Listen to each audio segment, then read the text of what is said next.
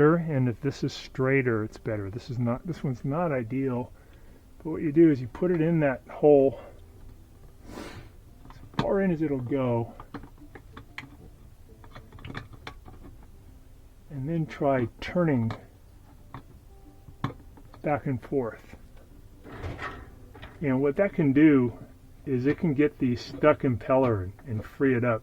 I'm able to turn this a little bit, like just a quarter turn. I think because this fork's probably a little bit too big. But keep playing with it and see if you can just turn it back and forth. And sometimes that will be enough to kind of break the friction and get the thing going. Miele also sells a tool that's better than a fork. It's really designed to get in there and turn that round impeller back and forth. But even moving it a